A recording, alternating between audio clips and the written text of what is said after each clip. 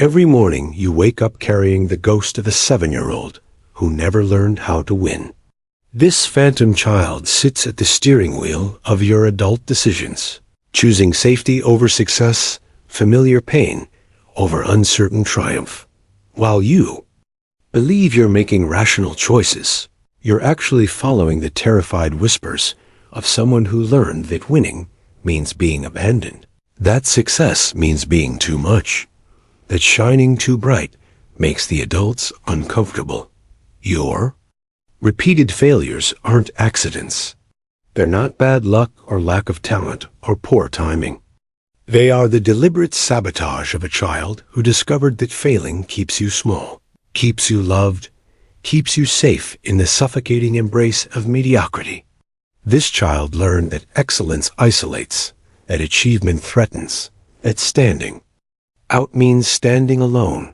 You think you want success, but your inner child is choosing failure because failure feels like home. Failure feels like the familiar weight of disappointment that once meant someone cared enough to be disappointed. Your sabotage isn't weakness. It's loyalty to a version of love that taught you to break yourself, to stay connected. Look at your patterns. See how you approach the edge of breakthrough and then mysteriously stumble. Watch how you prepare for success and then unconsciously prepare for failure. Notice how you gather momentum and then scatter your energy. How you build bridges and then burn them before crossing. This isn't incompetence. This is the sophisticated strategy of a child who learned that bridges lead away from love. The cruel mathematics of your self-sabotage. Every time you're about to succeed, that inner child calculates the cost of connection. They measure your potential achievement against their memory of abandonment. They weigh your dreams against their desperate need to belong. And failure wins, because failure has always meant survival, safety, the bitter comfort of remaining exactly where love can find you. They told you to be humble. They told you not to brag, not to show off, not to make others feel bad with your gifts. Behind every "don't get too big for your britches" was a frightened adult who couldn't bear the mirror of your potential. They wrapped their fear in virtue and called it love, teaching you that dimming your light was kindness, that shrinking was consideration. The child in you learned that success meant betrayal. Every time you excelled, someone felt threatened. Every time you shined, someone else felt diminished. So you learned the cruel mathematics of conditional love. Subtract from yourself to add to others. Divide your gifts to multiply belonging. Fail to keep the peace. But the conditioning runs deeper than conscious memory. It lives in the cellular wisdom of a nervous system that learned to equate achievement with danger, success with separation, excellence with exile. Your body remembers what your mind has forgotten, the way joy was met with jealousy, the way enthusiasm was dampened by adult anxiety, the way natural confidence was crushed by grown-up insecurity. This isn't about blame. This is about recognition. That child made a brilliant calculation. They chose connection over achievement because humans die without connection. They chose the known pain of limitation over the unknown terror of isolation. They became the architect of your failures because your failures were once your lifeline to love. Consider the moments when you were most yourself, fully expressed, authentically powerful, naturally radiant. What happened next?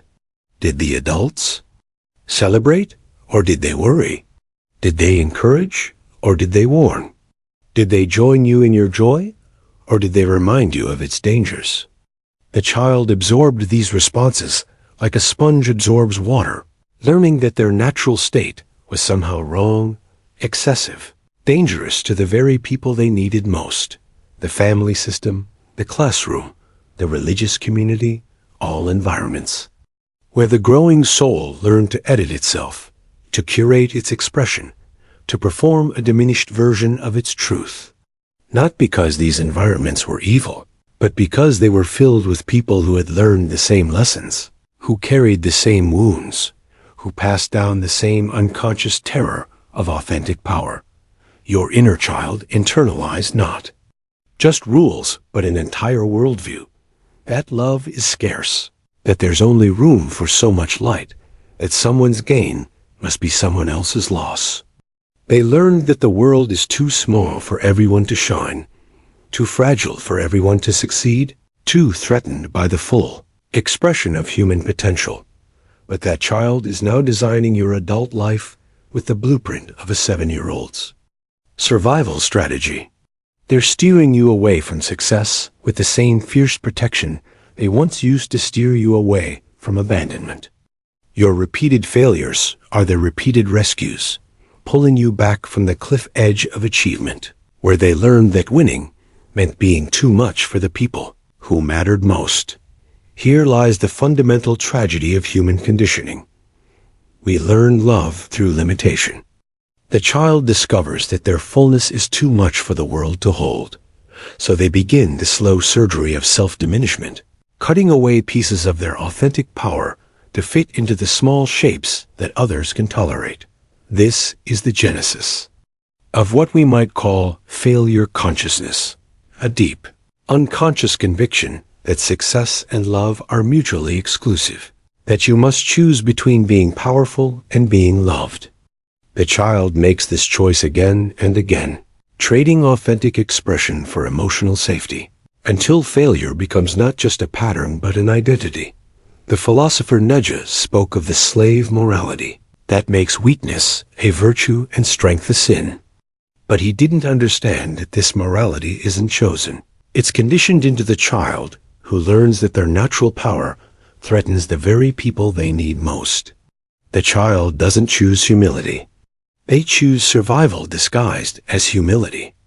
Beneath this conditioning lies an even deeper philosophical wound, the split between being and becoming, between who you are and who you think you need to be to deserve love.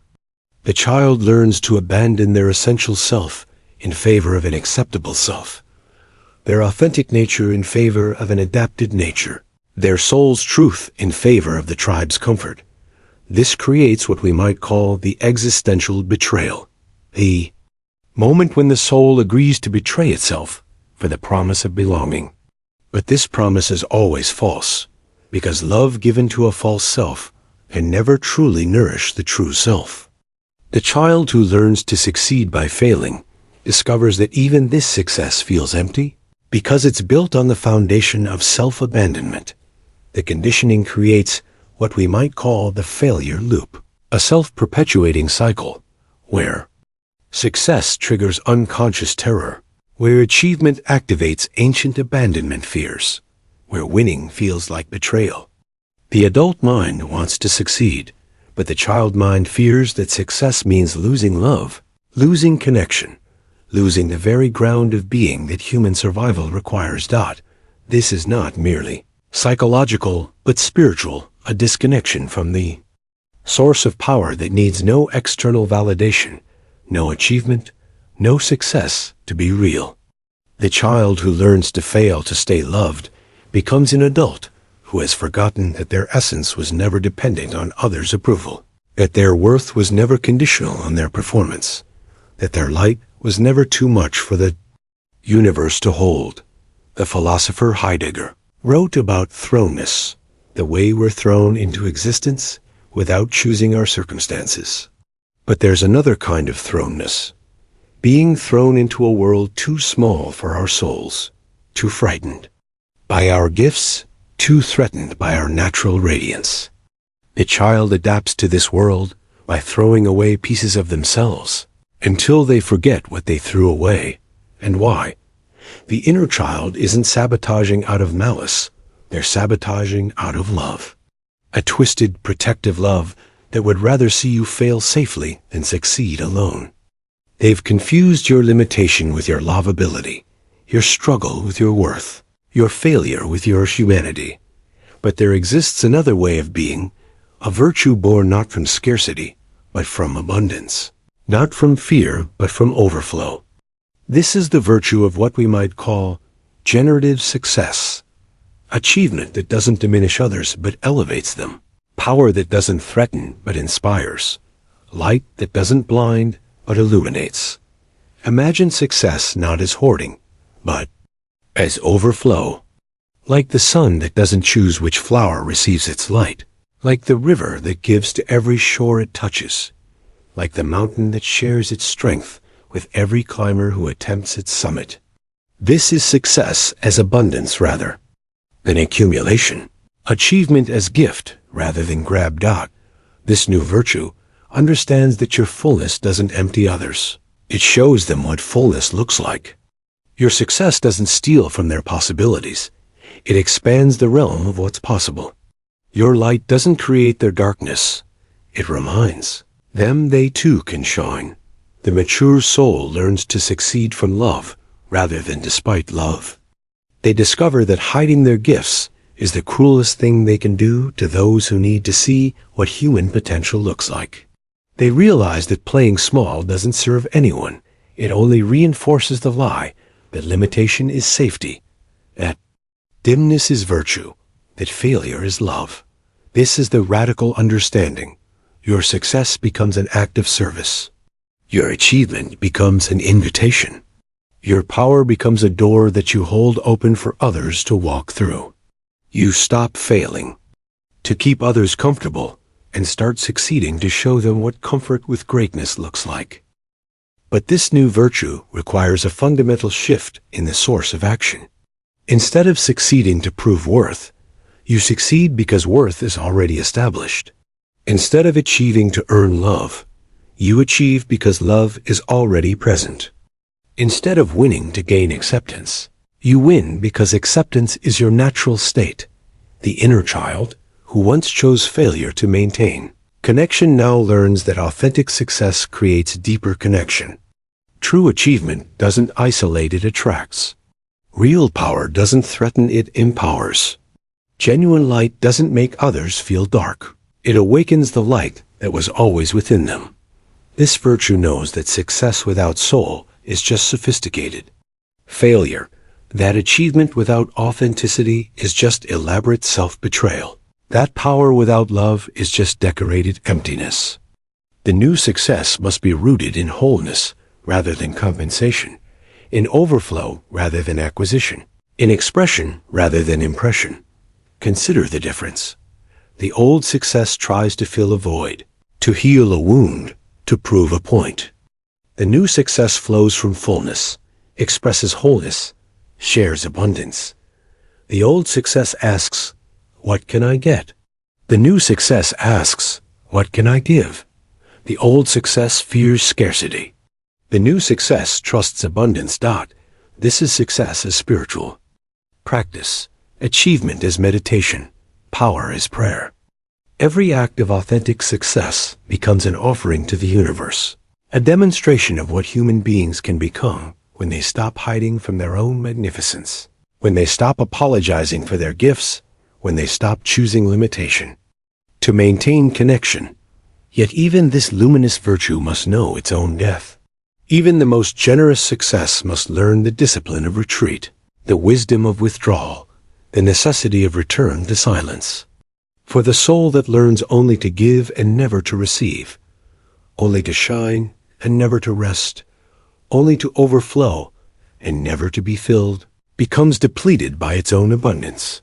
There comes a moment when even the most authentic success must be surrendered, when the ego that learned to succeed with love must die to the ego entirely, when the self that found its power in generous achievement must discover the deeper power that exists before achievement, beneath success, beyond all doing and becoming. This is not the silence of defeat, but the silence of completion. Not the withdrawal of exhaustion, but the withdrawal of fulfillment. Not the retreat of fear, but the retreat of wisdom. The soul that has learned to succeed authentically must also learn to rest authentically, to be without doing, to exist without achieving, to shine without effort. The mountain does not constantly prove its strength, it simply stands. The ocean does not endlessly demonstrate its depth, it simply is. The sky does not perpetually show its vastness, it simply contains. There is a power in being that transcends the power of doing, a success that exists before all attempts at Success, a light that shines before all efforts to illuminate. This is the ultimate maturity, knowing when to disappear. The sun sets not because it's weak, but because even the sun must rest. The river returns to the ocean, not in defeat, but in completion. The mountain stands in silence, not because it has nothing to offer, but because it has offered everything, and now simply is. The cycles of manifestation and dissolution, of expression and retreat, of speaking and silence, these are the natural rhythms of a soul that has learned to dance with existence rather than wrestle with it. There is a time to shine and a time to withdraw, a time to achieve and a time to simply be, a time to give and a time to receive. In this silence, something profound happens. The inner child who once chose failure, the adult who learns success, and the soul who transcends both begin to integrate. The failure was never the enemy, it was protection. The success was never the answer, it was expression. The silence is not the end, it is the beginning that was always there, waiting beneath the noise of striving and the fear of not being enough. This silence is not empty but full, not vacant but pregnant with possibility, not dead but more alive than any achievement could make it.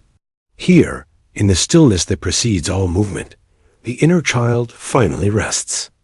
Not in the exhaustion of failure or the excitement of success, but in the deep peace of being exactly what they are, exactly when they are, exactly as they are. The repeated failures end not because they're overcome, but because they're understood. The success begins not because it's achieved, but because it's allowed. And the silence that holds them both reveals the secret that was always true. You are never broken, never lacking, never too much or too little. You are always whole, always enough, always worthy of the love you spent a lifetime trying to earn. Through limitation, now you stand at the threshold between the child who chose familiar failure and the adult who can choose conscious success. This is not a decision you make once, but a choice you must make again and again. Each time your inner child reaches for the familiar comfort of limitation, each time they whisper that your light is too much, your gifts too bright, your success too threatening, the transformation begins with recognition. Every time you sabotage, pause and ask, what is my inner child trying to protect?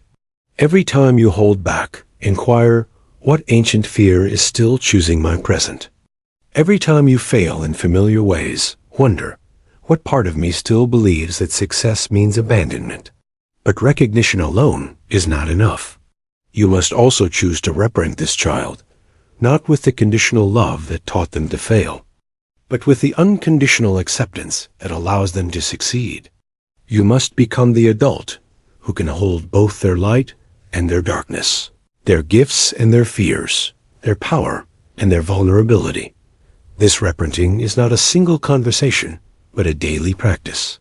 Each morning you must speak to the child within.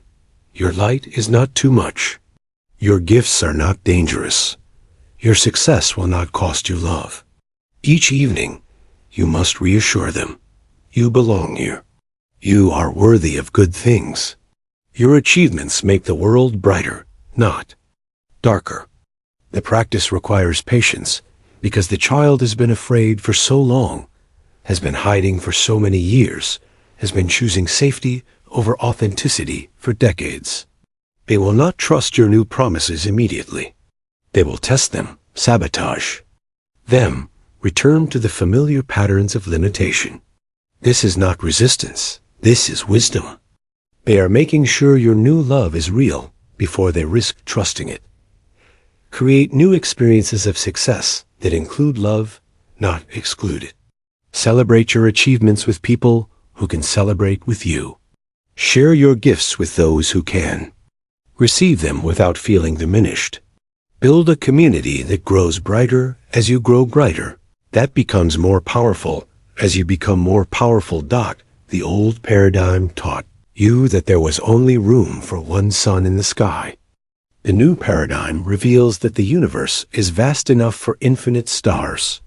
that your light makes space for more light, that your success opens doors for more success, that your joy multiplies joy rather than dividing it. But remember also the wisdom of silence, the necessity of rest, the power of withdrawal. Success without silence becomes manic. Achievement without retreat becomes addiction. Power without periodical surrender becomes tyranny over the soul. Learn to succeed, and then learn to let go, to achieve, and then to retreat, to shine and then to rest in the darkness that regenerates all light. The inner child who chose failure can now choose success, not despite love, but because of it. They can learn that winning doesn't mean leaving others behind, that achieving doesn't mean abandoning connection, that shining doesn't mean making others invisible. If these words have stirred something ancient in your soul, if you recognize a child who chose failure to stay loved, write this commitment in the comments. I choose success that serves love, not success that abandons it. Let this be your declaration of independence from the failure loop, your commitment to the new virtue of generous achievement. But do not stop with recognition or even commitment. Take one small action today that honors both your success and your connection. Achieve something that makes others feel more possible, not less. Win in a way that creates more winners. Shine your light in a way that awakens other lights. This understanding is not the end, but the beginning. The child's wisdom and the adult's power must dance together, creating success that doesn't wound, achievement that doesn't isolate, light that doesn't blind.